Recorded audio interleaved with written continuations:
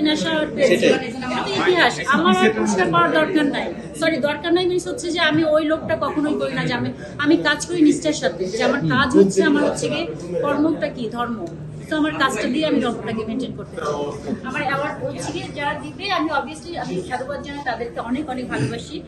আর প্রথমে যারা পুরস্কার পেয়ে যায় তাদের হয়তো একটু ওরকম জায়গাতে আল্লাহ রাখে।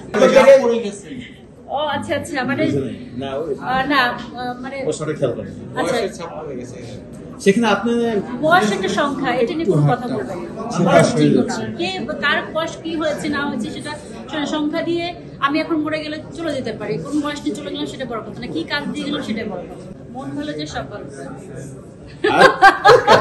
একটু বাইরে